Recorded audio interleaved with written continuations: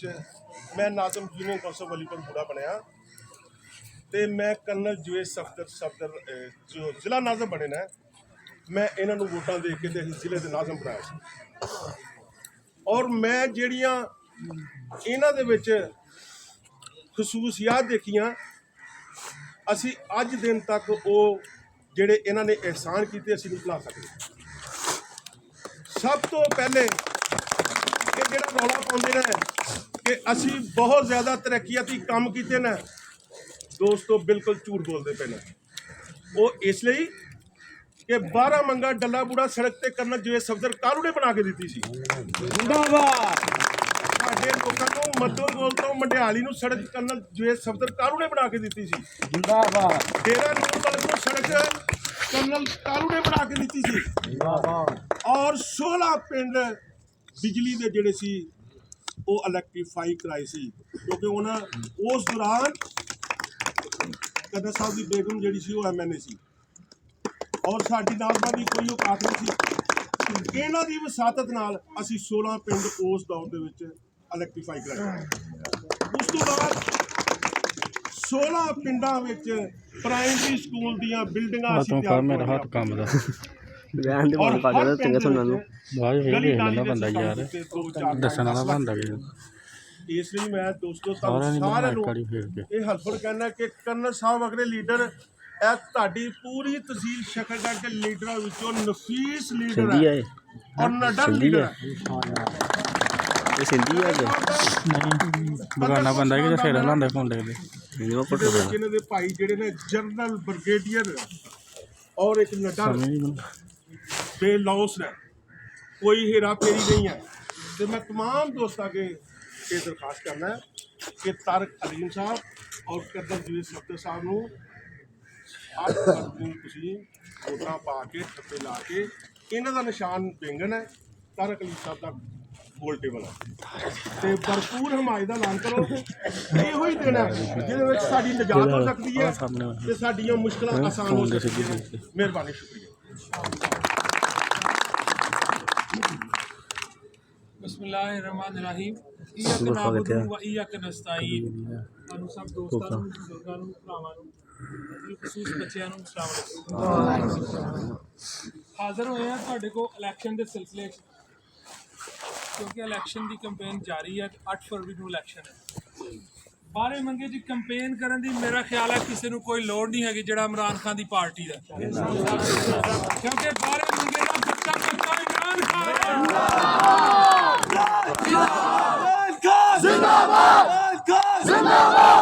बारे मंगे दे घर घर चो इमरान खान की आवाज है, घर घर च इमरान खान का नारा है। खान साहब तो क्या करें 98% मैं कहना 100% इमरान खान।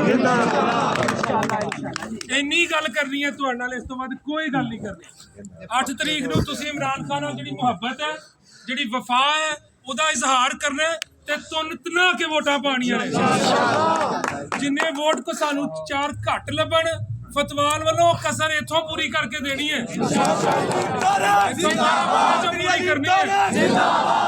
दले पूरे च पूरी करनी है। यही मैं बस गल करांगा। मैं मैटर नहीं करता कि अलीम तारक कौन है, मेरी कोई हैसियत नहीं, कोई औकात नहीं। मैटर करता इमरान खान, मैटर करता पाकिस्तान। तुसी वोट पाना इमरान खान नू, तुसी वोट पाना पाकिस्तान नू। वोट पाओ गोल मेज नू ते वोट पाओ भट्ठे नू। इन्ना ही मेरा पैगाम है। बहुत शुक्रिया।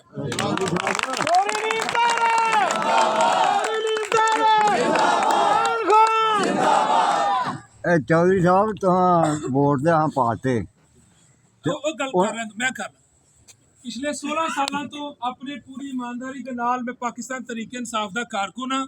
16 साल तो वोट पाओ कामयाब कराओ, वोट तुहाडी इमानत है ते इंशाअल्लाह पूरी ईमानदारी दे नाल इमरान खान की मर्जी नाल इस्तेमाल होएगा।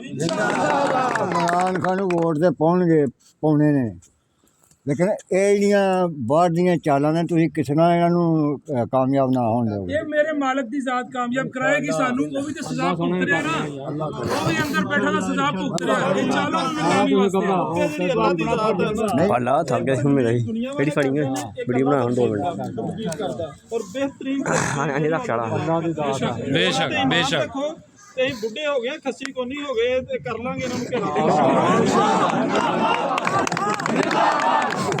ਨਹੀਂ ਇਹਨਾਂ ਦੀ ਰੋਕਥਾਮ ਜ਼ਰੂਰੀ ਆ ਸਾਡੇ ਐਮਐਲਏ ਸਾਹਿਬ ਲੱਖ ਲੀਡ ਕੋਈ ਸਾਹਮਣੇ ਲੱਖ ਲੀਡ ਹੋਈ ਤੇ ਦਾ ਲੱਖ ਲੀਡ ਨੂੰ ਸਵਾਲ ਨਹੀਂ ਕਰ 150 ਦਾ ਫਰਕ ਨਿਕਲ ਲੇਗਾ ਤੇ ਵੇਚ ਦਾ ਫੜ ਪਾਣਗੇ 100,000 ਦੀ ਕਿਤਾਬ ਨਾਲ ਫਰਕ ਹੋਣਾ ਨਹੀਂ ਤਾਂ ਐਮਨਾ ਤੇ ਗਿਆ ਗਾਣੇ ਦੇ ਨਾਲ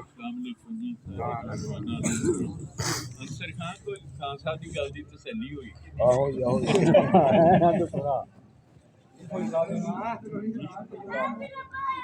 ਫੌਜੀ ਦੇਖੋ ਜੀ ਮੇਰੇ ਭਰਾ ਨੇ ਫੌਜ ਨਾਲ ਇੱਕ ਖਸੂਸੀ ਲਗਾਓ ਹੈ ਤੇ ਮੈਂ ਅੱਜ ਛੋਟਾ ਫੌਜੀ ਹਾਂ ਉਹ ਨਹੀਂ ਭਰਾਵਾਂ ਦੀ ਇਜਾਜ਼ਤ ਦੇ ਨਾਲ ਨਾ ਬੋਲੋ ਯਾਰ ਓਏ ਹੋਰ ਨਾ ਗੱਲ ਸੁਣੋ ਗੱਲ ਸੁਣੀ ਨਹੀਂ ਆ ਕਿ ਤੁਸੀਂ ਆਪਣੇ ਰੌਲਾ ਪਾਇਆ ਅੱਜ ਮੇਰੇ ਤੋਂ ਵੱਡੇ ਫੌਜੀ ਤੇ ਜਿਹੜੇ ਮੇਰੇ ਵੱਡੇ ਭਰਾ ਵੀ ਨੇ ਬ੍ਰਿਗੇਡੀਅਰ ਸਾਹਿਬ ਚੱਲ ਥੱਲੇ ਓਏ। ਨੇ ਕੋਈ ਨਹੀਂ ਰਹਿਣ ਦਿਓ ਤੇ ਮੈਂ ਅਰਜ਼ ਕਰਾਂਗਾ ਮੁਸਲਮਾਨ ਕਦੋਂ ਕਹਿੰਦੇ ਨੇ ਖਾਣ ਵਾਲੀ ਸ਼ੈ ਪੇਟ